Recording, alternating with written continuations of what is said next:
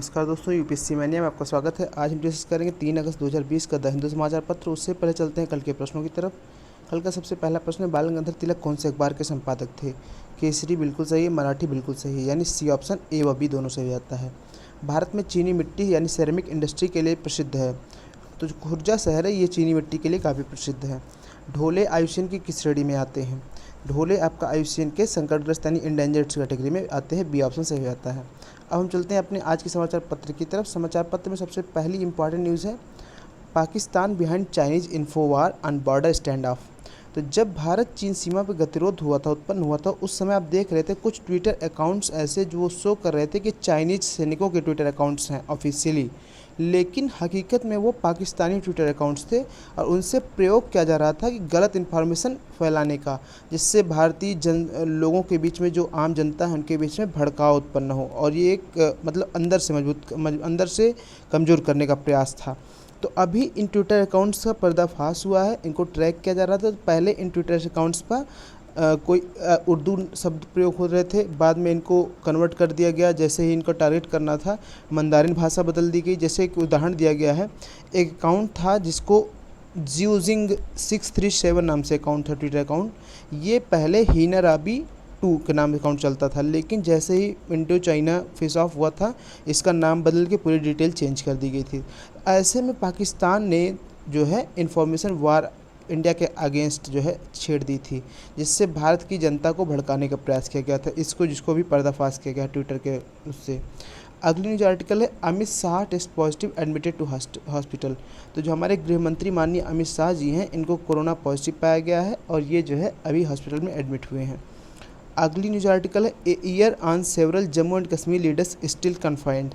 तो जैसे अभी 1 वर्ष से ज़्यादा हो गया, लगभग जो आपका CA 1 वर्ष से ज़्यादा हो गया, जो आर्टिकल 370 को एब्रोगेट किया गया था, उसके पहले जम्मू कश्मीर के शीर्ष नेतृत्व थे, उनमें से सभी को लगभग हाउस अरेस्ट या डिटेन किया गया था। तो अभी बताया जा रहा है काफ़ी जो है जम्मू कश्मीर के नेता अभी भी डिटेन्ड हैं। अगली न्यूज आर्टिकल है, हूज ट्रेजडी की स्केर्ड ऑफ लिक्कर माफिया। तो हूज एक शहर है पंजाब में, वहाँ पर जो है जो इलीगल बेवरेजेज हैं, इलीगल अल्कोहल है, जो हाई कंसंट्रेशन अल्कोहल है, उसको जो है कुछ लिक्कर माफिया के द्वारा बेचा जा रहा था, जिससे अभी तक 100 से ज़्यादा लोग मर चुके हैं उसको पीकर। तो इसके खिलाफ लेकिन किसी की बोलने की हिम्मत नहीं हो रही, क्योंकि डर है लोगों को लिक्कर माफिया का उससे। और इसके खिलाफ जो वहाँ के राजनीतिक दल हैं, उन्होंने मांग भी की है कि जो डिस्टिलरी ओनर्स हैं, यानी कि जो अल्कोहल निर्माण करते हैं, उनके खिलाफ कार्रवाई हो। वो क्यों? On account extra neutral alcohol supply कर रहे हैं। एक्स्ट्रा न्यूट्रल अल्कोहल क्या है? ये आपका 90 to 95% कंसनट्रेटेड अल्कोहल होता है, जिसका प्रयोग किया जाता है विभिन्न अल्कोहल बेवरेजेज को बनाने के लिए। तो एक्स्ट्रा न्यूट्रल अल्कोहल क्या है, ये चीज़ प्रश्न पूछा जा सकता है, काफ़ी इंपॉर्टेंट भी है। और हूज ट्रेजेडी किससे इंपॉर्टेंट है? ये जो आपका इलीगल दारू को पीने से लगभग 100 से ज़्यादा लोग की मृत्यु हुई पंजाब में, उससे संबंधित है। अब हम चलते हैं अपने अगले जो आर्टिकल की तरफ। अगला न्यूज आर्टिकल ये आपकी लोकल न्यूज़ है। अगला न्यूज आर्टिकल है, lessons not learnt from earlier Assam oil well blowouts WII। तो जो wildlife institute of India है, जिसकी जिम्मेदारी है कि भारत के सभी वन्य जीवों का संरक्षण करना, उसका देखरेख करना, इसने कहा है कि जो असम में पिछले 15 वर्षों में 2 और जो है असम में तेल कुओं में आग लग चुकी है, उससे इस कंपनी ने कोई भी सीख नहीं ली और वही गलती फिर दोहराया, जिसके बाद ही जो है अभी जो बागजन क्षेत्र में एक असम के जो ऑयल इंडिया लिमिटेड की एक गैस का कुआं था, उसमें फिर आग लगी थी। इससे पहले भी जो है दिकोम और नाहरकटिया देवहल में 2 बार आग लग चुकी है। तो ये चीज़ बताया जा रहा है। और ये एक चीज़ और कमी बताई जा रही है कि जो आग लगने के बाद या ऐसा नुकसान होने के बाद पूरा फोकस रहता है कि उस कंपनी को बंद कर दी जाए। तो केवल बंद करने से उसका हल नहीं निकलता है, बल्कि एनवायरनमेंट को जो नुकसान हुआ है, जैसे जो ऑयल लीकेज हुआ है, जो एक्वेटिक सिस्टम में ऑयल एंटर किया है, जो धरती के अंदर जो है सीप करके गया है, उसको सबको भी रिस्टोर करने की आवश्यकता होती है। ये चीज़ें बताई गई इसमें। अगली न्यूज आर्टिकल हम देखेंगे, ये आपका अगली जो आर्टिकल आपको जाती है, NGT stays felling of coconut trees on Agatti. तो लक्षद्वीप द्वीप समूह पर एक द्वीप है अगाती आइलैंड। इसमें जो है कुछ लोग जो आपका कंस्ट्रक्शन के लिए, जहाँ का एडमिनिस्ट्रेशन था रोड कंस्ट्रक्शन के लिए, कोकोनट के पेड़ों को काट रहे थे रोड बनाने के लिए। तो इसके खिलाफ NGT यानी नेशनल ग्रीन ट्राइब्यूनल की जो दक्षिणी ब्रांच है, उसने एक्शन लिया और ये कहा भाई आप क्यों काट रहे हैं, इसको रोक दो तुरंत। तो इन्होंने कहा कि जो इंटीग्रेटेड आइलैंड मैनेजमेंट प्लान है IIMP, जिसको लक्षद्वीप एडमिनिस्ट्रेशन द्वारा अप्रूव किया गया है, इसके अंतर्गत लक्षद्वीप का डेवलपमेंट करना था और बिना कोई पर्यावरण को नुकसान पहुंचाए हुए। तो ये बताना है कि जो अभी आप पेड़ काट रहे हो ये इंटीग्रेटेड आइलैंड मैनेजमेंट प्लान के खिलाफ है। क्यों खिलाफ है? कि जो ये पेड़ वगैरह हैं वहाँ पर, ये आपका ग्रीन बेल्ट का काम करते हैं और ये लोगों को वहाँ पे आय का स्रोत भी है। जैसे कोकोनट बेच के उनका आय का स्रोत भी है और दूसरा ये ग्रीन बेल्ट का भी काम करते हैं। ग्रीन बेल्ट का अर्थ क्या है? कि जैसे आप कल्पना करिए कि समुद्र तटों पर यदि आप पेड़ लगा दीजिए तो कोई अगर पानी का झोंका आता है या कोई चक्रवात आता है, बाढ़ आती है, तो सबसे पहला झटका ये जो पानी के जो पेड़ हैं ये रोक लेते हैं, जिससे आदमियों को काफ़ी कम नुकसान होता है। इसलिए इनको ग्रीन बेल्ट भी कहा जाता है। तो इसलिए अभी NGT ने बताया है कि जो ये आपका काम है, जो आप कोकोनट ट्रीज को गिरा रहे हो, ये इंटीग्रेटेड आइलैंड मैनेजमेंट प्लान के खिलाफ है, इसलिए इसको आप रोक दीजिए। तो ये हमने देखा अगाती द्वीप के संबंध में। Hyderabad airport gets thermal scanner. तो जो हैदराबाद का अंतर्राष्ट्रीय हवाई अड्डा है जिसका नाम है राजीव गांधी इंटरनेशनल एयरपोर्ट, इसको यूनिसेफ ने फंडिंग दी और उसकी मदद से इन लोगों ने क्या किया है, state of art mass fever screening system लगा दिया है, थर्मल स्कैनर। ये क्या होगा? आर्टिफिशियल इंटेलिजेंस से लैस है। जैसे जो उस समय पर्यावरण का तापमान रहेगा उस पर अपने आप ही ऑटोमेटिक शिफ्ट हो जाएगा और जैसे भीड़ में भी जाते हुए लोगों को इस कैमरे की मदद से ही स्कैन कर लिया जाएगा कि किसी की बॉडी का टेम्परेचर नॉर्मल से ज़्यादा तो नहीं है। इससे कोरोना के संक्रमण जो भी संभावित केसेज हैं उनको ट्रैक किया सकता है भीड़ के बीच में भी। तो ये काफ़ी हेल्पफुल रहा है। तो अभी जो ये हैदराबाद का इंटरनेशनल एयरपोर्ट है जिसका नाम राजीव गांधी इंटरनेशनल एयरपोर्ट है, ये वंदे भारत मिशन में भी काफ़ी इसने फ़्लाइट्स अटेंड की हैं। इसलिए अभी जो ये प्लान लगाया गया है, जो ये आपका फीवर स्क्रीनिंग सिस्टम है, इसको लगाने से भीड़ में भी कोरोना के अगर सिम्टम्स किसी में दिखते हैं उसको कैप्चर किया सकता है। ये काफ़ी हेल्पफुल रहेगा। India China hold 5th rounds of military task. तो भारत चाइना के जो फेस ऑफ के बाद डिसएंगेजमेंट का प्रोसीजर चल रहा है, तो चाइनीज़ तरफ में जो मोल्दो एक जगह है वहाँ पर अभी वार्तालाप चल रही है 5वें स्तर की, यानी इससे पहले भी 4 बार वार्तालाप हो चुकी है। 6 जून को, 22 जून को, 30 जून को और 14 जुलाई को। इस बार 5वीं बार फिर बात हो रही है। इस पर अभी गलवान घाटी, गोगरा हॉट स्प्रिंग और फिंगर एरिया, इन सब चीज़ों के बारे में बात हुई, लेकिन जो है पेंगोंग त्सो क्षेत्र के बारे में डिसएंगेज में अभी कोई इस पर चर्चा स्पष्ट मत नहीं आया है। अगली जो article, Chinese language courses under review.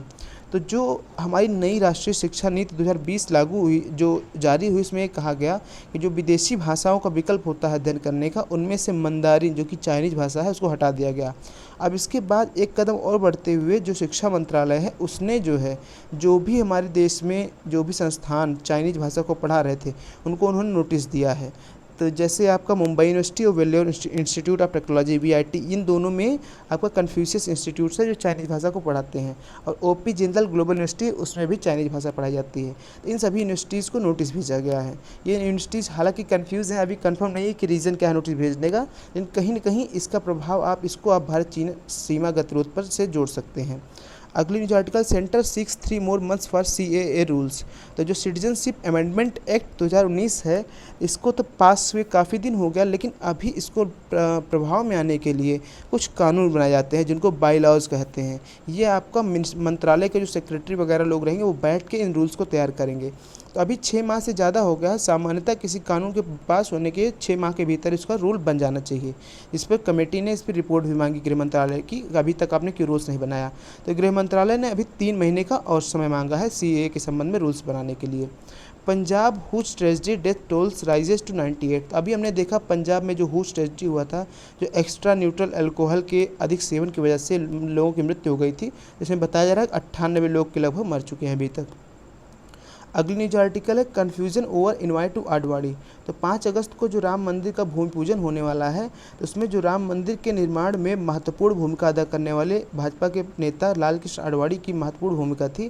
तो ये अभी कन्फ्यूज़न है, स्पष्ट नहीं है कि उनको बुलाया जाएगा कि नहीं बुलाया जाएगा भूमि पूजन के दौरान, क्योंकि अभी उनकी एज भी ज़्यादा है और कोरोना के संक्रमण की संभावनाएँ ज़्यादा हो जाती है। तो ऐसे में उनको वीडियो कॉलिंग के माध्यम से बुलाया जाएगा, या फिजिकली वो प्रेजेंट रहेंगे, या फिर उनको नहीं बुलाया जाएगा। तो अभी इसमें कोई स्पष्ट जो है संदेश नहीं है। Amitabh out of hospital. तो अमिताभ बच्चन अभी कोरोना से नेगेटिव टेस्टेड हुए और उन्होंने जो नानावटी अस्पताल में भर्ती थे, अभी उनको डिस्चार्ज कर दिया गया है। Patients can use smartphones. तो गवर्नमेंट ने नई गाइडलाइन जारी की है और ये कहा है कि जो राज्यों और केंद्र शासित प्रदेशों में जो भी आपका कोविड-19 का ट्रीटमेंट हो रहा है, अस्पताल में जो भी भर्ती हैं लोग, उनको स्मार्टफोन्स यूज करने का अलाउ कर दिया जाए। इससे वो अपने लव्ड वंस यानी प्रियजनों से कॉन्टेक्टेड रहेंगे और कोई मेंटल प्रेशर नहीं रहेगा। अगली जो article, NEP being pushed through without consultation Congress. तो कांग्रेस ने आरोप लगाया है कि जो राष्ट्रीय शिक्षा नीति है इसको ज़बरदस्ती धकेला जा रहा है जल्दबाजी की प्रक्रिया से, और जो पार्लियामेंट्री स्क्रूटनी है उसको इन सब चीज़ों को बाईपास कर दिया गया है, ये बात बताई गई है। अब हम अंतर्राष्ट्रीय जगत से न्यूज़ देख लेंगे। अंतर्राष्ट्रीय जगत से न्यूज़ है आपकी, Australia imposes curfew while south Africa's count tops 5 lakh. तो ऑस्ट्रेलिया ने बढ़ते हुए कोरोना केसेस की वजह से कर्फ्यू इम्पोज कर दिया है और साउथ अफ्रीका में अभी 5 लाख से ज़्यादा केसेस हो चुके हैं।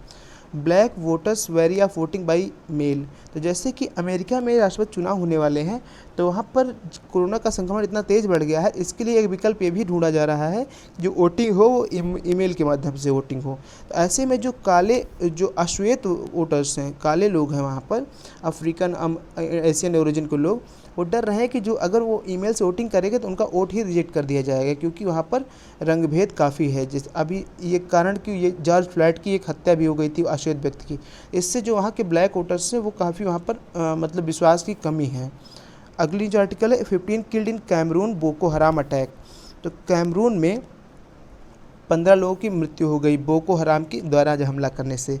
तो जो बोको हराम क्या है, ये एक आतंकवादी संगठन है जो नाइजीरिया में काम करता है। अभी तक इसके वजह से लगभग 30,000 लोग मारे जा चुके हैं और दसियों लाख लोग डिस्प्लेस हो चुके हैं। इसका प्रभाव और भी आसपास के नेबरिंग कंट्रीज में जैसे कैमरून, नाइजर और चाड में भी देखने को मिलता है। मुख्यतः बोको हराम आतंकवादी संगठन ये आपका नाइजीरिया में काम करता है। अगली न्यूज आर्टिकल है, UK to issue coin to honour Gandhi ji. Gandhi ji को सम्मान देने के लिए अब यूनाइटेड किंगडम जो है नए सिक्के जारी करेगा। तो क्या मामला है, जैसे कि आप जान रहे होंगे कि अमेरिका में एक अश्वेत व्यक्ति की हत्या कर दी गई जॉर्ज फ्लॉयड की, उसके बाद ब्लैक लाइव्स मैटर मूवमेंट चला पूरे यूरोप में हर जगह। तो अभी जो है जो अश्वेत लोगों की भूमिका इतिहास में रही है उनको रिकॉग्नाइज करने के लिए अब ब्रिटेन ने एक प्रोग्राम चलाया है। वो लगातार जो अश्वेत लोग का महत्वपूर्ण भूमिका इतिहास में उसको वो चिन्हित कर रहे हैं। तो ऐसे में जो महात्मा गांधी जी को भी चिन्हित करेंगे, उनको भी वो श्रद्धांजलि देने का प्रयास करेंगे सिक्के जारी करके उनके नाम से। एक चीज़ और एक्स्ट्रा जानकारी ये चीज़ जोड़ लीजिए आप कि 2 अक्टूबर को अंतर्राष्ट्रीय अहिंसा दिवस मनाया जाता है, क्योंकि गांधी जी अहिंसा के काफ़ी महत्वपूर्ण पुजारी थे, सबसे बड़े आइकन थे अहिंसा के, इसलिए अंतर्राष्ट्रीय अहिंसा दिवस 2 अक्टूबर को मनाया जाता है। In Sri Lanka rice hub a tale of rural neglect and mounting डेप्थ। तो अभी श्रीलंका में जैसे चुनाव होने वाले हैं, तो उसके चुनाव के संबंध बताया जा रहा है कि जैसे जो श्रीलंका में एक जिला है पोलो नॉर्वा, ये बुद्धा स्कल्पचर्स के लिए काफ़ी प्रसिद्ध है, यानी कि बुद्ध की वहाँ प्रतिमाएं बनी हुई हैं, और ये सिटी जो है यूनेस्को वर्ल्ड हेरिटेज साइट भी है। तो अभी और इसको चोल जो साम्राज्य है हमारा भारत का, उससे भी जोड़कर देखा जाता है। तो यहाँ के किसानों की समस्याओं को बताया जा रहा है, किस तरह ये देश में सबसे ज़्यादा श्रीलंका में देखा जाए तो सबसे ज़्यादा ये राइस का प्रोडक्शन करते हैं, लेकिन उसके बाद भी इनको उचित दाम नहीं मिल पाते हैं। बिचौलिए इनसे सस्ते दामों में राइस खरीद लेते हैं और महंगे दामों में बेचते हैं। इनको क्या है, एक कर्ज लेकर जो है राइस कल्टीवेशन करते हैं, फिर वो इतना प्रॉफिट पाते नहीं हैं, कर्ज नहीं चुका पाते हैं, फिर कर्ज चुकाने के लिए दूसरा कर्ज लेना पड़ता है, फिर उस कर्ज को चुकाने के लिए दूसरा कर्ज लेना पड़ता है। ऐसे में कुछ फार्मर्स बता रहे हैं कभी कभी तो हमको 200% तक ब्याज देनी पड़ती है। तो ये जो डेट ट्रैप में फंसे हुए हैं, तो ये बताया जा रहे हैं कि जो भी चुनाव है इनके लिए कोई आशा नहीं दिख रहा है, तो फिर ये क्यों वोट देने में इंटरेस्टेड हो, ये चीज़ बताया जा रहा है। एक चीज़ और बताया जा रहा है कि लगभग 1977 में श्रीलंका की इकोनॉमी लिबरलाइज हुई थी, और 1970 के दशक में देखा जाए तो श्रीलंका की जीडीपी में 34% एग्रीकल्चर का कंट्रीब्यूशन था, लेकिन 2018 में देखा जाए तो एग्रीकल्चर का कंट्रीब्यूशन श्रीलंका की जीडीपी में घटकर केवल 7% रह गया है। इसका क्या संकेत है कि जो वहाँ के किसान हैं, वहाँ के किसान आर्थिक रूप से कमज़ोर हो रहे हैं, उनकी भूमिका कम होती जा रही है आए दिन।